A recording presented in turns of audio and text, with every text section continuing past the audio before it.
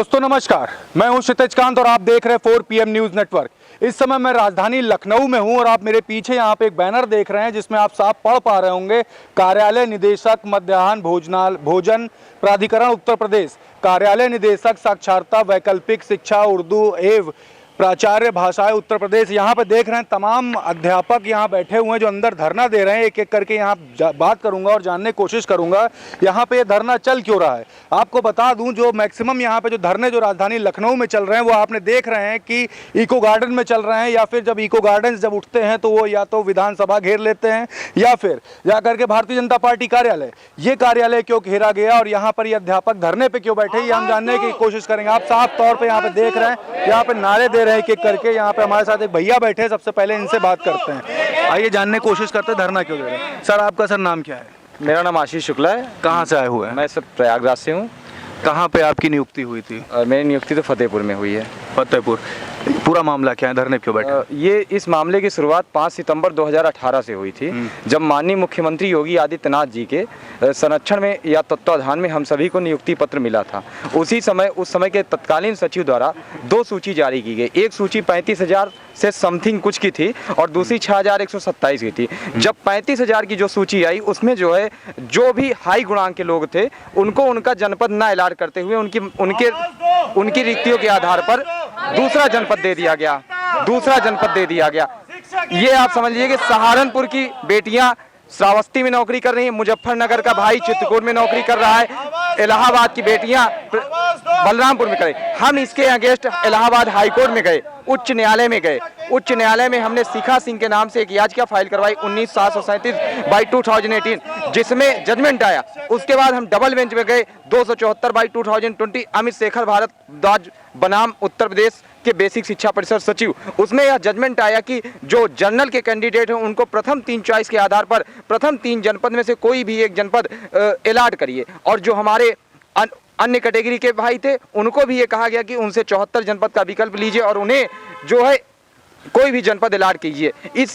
इन सब होने के बावजूद सचिव साहब द्वारा 10 मई को जब लिस्ट जारी की गई तो उसमें 2908 शिक्षकों को स्थानांतरण या एडजस्टमेंट किया गया न्यायालय के आदेश पर। लेकिन 229 के आसपास ऐसे शिक्षक बंधु जिनमें मुख्य पिटिशनर मुख्य याचिकाकर्ता अमित शेखर भारद्वाज का भी नाम नहीं है, ऐसे 228 और लोगों को नहीं लिया गया। वही हम लोग सचिव साहब से ये पूछने के लिए आए, ऐसी क्या खता हुई, क्या सामान्य वर्ग का शिक्षक होना ही पाप हो गया है? ऐसी क्या समस्या है कि हम लोगों का नाम इस लिस्ट में नहीं है? इसका प्रश्न आज तक कोई नहीं दिया। उल्टा हमारे मित्र का विद्यालय BSS से चेक करवाया जा रहा है, खुलेआम धमकियां दी जा रही, डायरेक्ट कहा जा रहा है कि आप यहां से चले जाइए नहीं तो मैं आपका टर्मिनेशन करवा दूंगा, आप यहां पे धरना नहीं दे सकते। यहां तक कि बाथरूम या लेबोरेटरी को यूज करने पर भी प्रतिबंध है। वहां का चपरासी स्पष्ट आपको भगा दे रहा है। हम शिक्षकों को आज सड़क पर बैठा दिया गया। क्या हम में से कोई चंद्रशेखर आजाद या मंगल पांडे ही बनेगा तभी हम व्यवस्था सुधार पाएंगे? सचिव अपनी जिम्मेदारी नहीं समझते। हम लोग 8 घंटे विद्यालय में रह करके पढ़ाते हैं।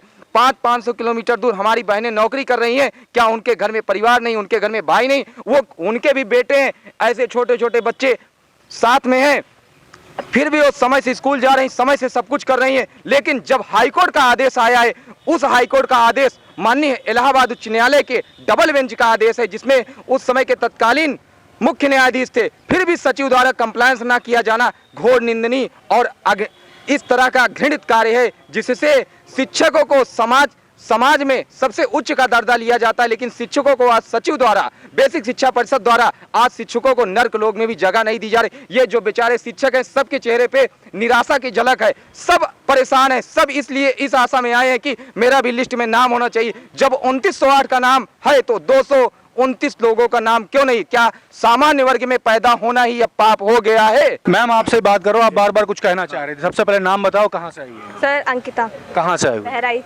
क्या कहना चाहती है? कुछ नहीं सर, कैटेगरी का कोई दिक्कत नहीं है, बस हम सब पीड़ित हैं, हमें देखा जाए। अब इतनी बड़ी कोर्ट है, सब कुछ है, ये ऑर्डर नहीं पढ़ पाए, सेम ऑर्डर पे भी हमें नहीं दे रहे, तो फिर इसमें कहाँ गलती है?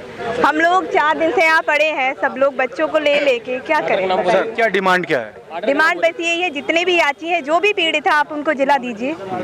सीट्स जो अवेलेबल सीट है उस पे दीजिए, क्योंकि जब हमारी भर्ती 4 साल पहले हुई है तो अभी की सीट पे आप क्यों नहीं दे रहे हैं? अभी वाली सीट पे दीजिए, 4 साल पुराना थोड़ा आप हमारा वापस कर दोगे हमें? पुरानी सीट पे क्यों दे रहे हैं, वर्तमान सीटों पे करिए। आप कुछ कहना चाह रहे हैं? हाँ जी, ये सब भाई हैं सर और ये बहन है, ठीक है सर। देखिए मैं ये बात कहना चाह रहा हूँ, यहाँ पे कोई बटा हुआ नहीं है, सबको अलग अलग प्रकार की दिक्कतों से अलग अलग किया गया है। हम किसी वजह से पीड़ित हैं, इनकी संख्या 229 है, हमारी 414 है, और भी लोग हैं, कुल मिला के 700 से 800 लोग हैं जिनका ये काम होना है सर, जो है ठीक है। उस सूची में हम लोग आ नहीं पाए, द्वितीय सूची अगर सचिव साहब या विभाग अगर प्रेषित करता है तो उसमें हम सबको लाभ दे दिया जाएगा। पहला वही है सर, सेम ऑर्डर वालों को नहीं दिया गया, 414 संख्या है। जिन लोगों का 3 डिस्ट्रिक्ट में नहीं हो पाया है, उसमें जगह नहीं थी, उनकी संख्या 229 जो भी है सर। कुल मिला के मैं सबकी बात रख रहा हूं सर, मुझे किसी अलग नहीं है। ये जनरल वाले हैं, कुछ भी है सर, मैं SC OBC में हूं, मैं इन्हें अपना बड़ा भाई मानने के लिए तैयार हूं, तो ये मुझे बार बार क्यों अलग कर देते हैं सर? क्या SC OBC होना गलत है क्या सर? आपने शुरुआत करी, सबसे पहले इन्होंने अपनी बात रखी। अब मैं अगर अपने घर में सबसे बड़ा हूं तो सबसे पहले मैं सबसे नीचे वाले की बात रखूंगा, ना कि सबसे ऊपर वाले की बात, क्योंकि सबसे ऊपर वाला तो लड़के ले सकता है, लेकिन नीचे वाला जो होगा उसे अभी समझाने की जरूरत है। हम इन्हें अपना बड़ा भाई मान रहे हैं, हम पूरे विभाग को मान रहे हैं, आप भी बड़े भाई हैं, लेकिन जो हमारी समस्या सम्मिलित है, अगर कोर्ट के आदेश का पूर्ण रूप से पालन हो जाए तो बहुत सही हो जाएगा सर, ठीक है। मैं अपनी बात पीछे कहना चाहते हैं, नाम क्या, कहाँ से? विनय मिश्रा, प्रतापगढ़ से आए हैं जी, क्या कहना चाहते हैं? इसमें शिक्षकों में आपस में कोई मतभेद नहीं है, जीरो भी मतभेद नहीं है। समस्या एक है कि जो है तो संगठित होकर कर रहे हैं, तो इसमें मतभेद की कोई बात ही नहीं है। डिमांड क्या है, मुख्य डिमांड एक छोटी सी लाइन में आप बताइए। एक छोटी सी लाइन में कि माननीय उच्च न्यायालय इलाहाबाद का जो आदेश है उसका जो है अक्षरशः पालन किया जाए, बस इसके अलावा किसी की कोई डिमांड नहीं है। जो उनका आदेश है वैसे अक्षरशः पालन। आदेश क्या है? आदेश क्या है? आदेश ये है कि जो लोग पीड़ित हैं, इससे जो भी याची बने हैं, उन सब को जो है आवंटित कर दिया जाए जिला उनका प्रथम डिस्ट्रिक्ट। प्रथम। मैम आप भी उठ के आए, आप क्या कहना चाहती, कहाँ से आए, जिला कौन सा आपका? सर मैं आगरा से हूँ और मैं इस समय पोस्टेड सिद्धार्थ नगर में हूँ। 700 किलोमीटर पड़ता है सर। आज मुझसे मतलब नाम क्या है मैम? आरती नाम है मेरा। और ये बताइए 10 गुणांक कम वाले, 15 गुणांक कम वाले आज मुझसे मतलब आगरा में नौकरी कर रहे हैं और आज हम 700 किलोमीटर दूर यहाँ पड़े हुए हैं। सर बताइए क्या ये हम लोगों की क्या मतलब ज़्यादा नंबर लाना हम लोगों का गुनाह बन गया है, या फिर हमारा जनरल या जो भी कैटेगरी में होना ही गुनाह बन गया है हमारा? अच्छा, कुछ ये भी जानना चाहूँगा, क्या लगता है कोई धांधली हुई है बीच में? क्या घूस लिया गया होगा इन सब चीज़ों के लिए? कुछ सर धांधली या घूस की हम बात नहीं कर रहे हैं, लेकिन केवल टेक्निकल फॉल्ट है, उसको सही किया जाए, हमको हमारे जनपदों में भेज दिया जाए सर। हम यही चाहते हैं, हमने जो चॉइस दी है 3 चॉइस, उनमें से हमें दे दिया जाए सर, जिसमें भी सीट उसके हिसाब से। हम यही चाहते हैं सर कि हमको हमारे जनपद में भेज दिया जाए सर, क्योंकि बहुत परेशान है हम सब लोग। सर नाम क्या है आपका, कहाँ से? सर मेरा नाम आशुतोष आनंद, बाराबंकी से आया हूँ। मेरी समस्या सर इतनी है कि मैंने लखनऊ बेंच में केस किया हुआ था। मेरी सेम याचिका में 4 लोग थे सर, 2 लोगों का हो गया है, 2 लोगों का नहीं हुआ है सर। मैं मुख्य पिटिशनर हूँ सर, 2 का हो गया, 2 का नहीं हुआ सर। 2 का किस हिसाब से हो गया सर? मैं लीडिंग था, मेरा ही नहीं हुआ, जबकि लखनऊ बेंच के सर 15-20 अभ्यर्थी ही पीड़ित हैं, जिनमें से 10 लोगों का करीब में हो गया, 10 लोग छूट गए। बताइए सर, सेम 35-082 याचिका संख्या से 4 लोग थे उसके पिटिशनर और 2 का हो गया सर, 2 का नहीं हुआ। अच्छा, यहाँ पे किस वजह से सुनवाई नहीं हो रही, कुछ तो अंदाजा होगा? टेक्निकल फॉल्ट हुई है विभाग के द्वारा, इसको कहीं ना कहीं संशोधित किया जाना चाहिए। जितने पीड़ित लोग हैं उनको न्याय मिलना चाहिए सर। ये कोई समस्या बहुत बड़ी समस्या नहीं है। साहब के पास सारा डाटा है, सब बच्चों का डाटा है, उनका सबको जिला अलॉट कर दें, कोई समस्या नहीं है सर इसमें। कोई आपकी बात हुई यहाँ पे निदेशक किसी से बात हुई? किसी ने कुछ स्पष्ट आश्वासन नहीं दिया है।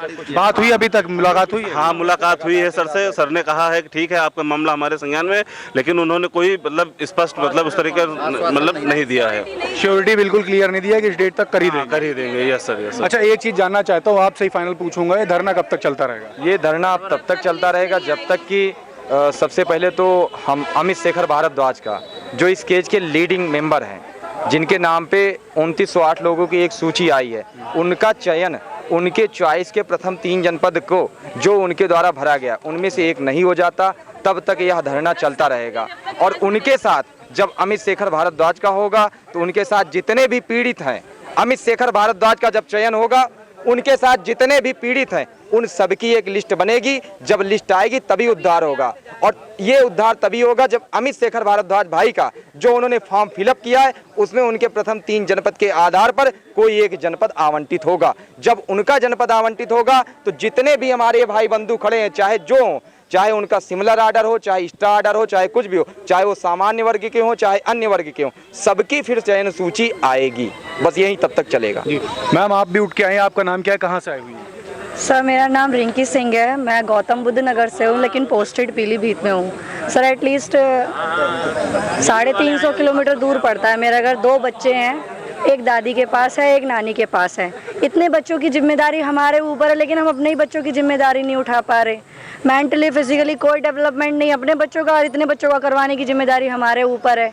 फ्रस्ट्रेशन में क्या पढ़ाएंगे सर, इतने बच्चों को क्या उनका वो करेंगे।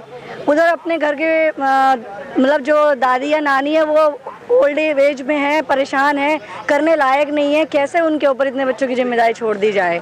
हमारे बच्चे परेशान हो रहे हैं, हम दूसरों की बच्चों की सुख के बारे में सोच रहे, कैसे सोच लें बताइए। तो सर बस यही है मेरा कि फर्स्ट 3 चॉइसेस में से कोई सी भी एक चॉइस मिल जाए तो सर का बहुत बहुत धन्यवाद होगा। बस यही कहना बस यही मांग है। और सर जब तक हमें लिस्ट जारी नहीं होगी हम लोग यहाँ से नहीं जाने वाले हैं, बिल्कुल नहीं जाएंगे हम लोग यहाँ से। 3 साल हो गए हैं केस लड़ते लड़ते, पूरा फाइनेंशियल सपोर्ट रहा है हर टाइम, लेकिन सबसे ज़्यादा नुकसान में फिर हम ही आ गए फाइनली भी।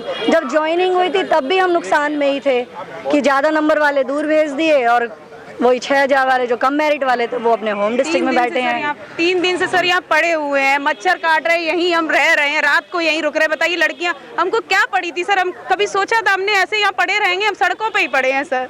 बताइए हम इतना दूर 700-800 किलोमीटर नौकरी कर रहे हैं, आज कितने कम मेरिट वाले लोग अपने घरों में हैं।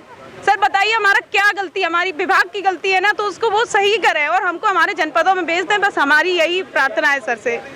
आप यहाँ पे देख रहे हैं कुछ और भी लोग हैं, उनसे भी हम बात करते हैं। सर आपका सर नाम क्या, कहाँ से? नाम है सर विवेक सिंह नाम है, हम जनपद प्रतापगढ़ के निवासी हैं और कार्यरत हमारा फतेहपुर है। अच्छा, इतनी लंबी डिस्टेंस हो गई, यहाँ पे आप लोग धरने बैठे हैं, सिंपली एक बताइए, एक रीज़न क्या है यहाँ पे धरने बैठने का, और दूसरी चीज़ क्या डिमांड है आपकी? पहला कारण ये है यहाँ पे बैठने का, धरने का, कि हमारे ये जो केस की शुरुआत हुई 4 साल पहले हुई, जब 68,500 भर्ती निकली, उसमें से जैसे हमने ज़्यादा नंबर पाया, 20 से 25 नंबर हम ज़्यादा पाए थे, फिर भी हमें स्पेशल डिस्ट्रिक्ट दे दिया गया, ये कह के कि हमारी सीटें मतलब पहले हमको अलॉट कर दिया गया, तो हमको जो है दूर सुदूर जनपद जितने भी आकांक्षी जिले हैं सब में पोस्टेड कर दिया गया।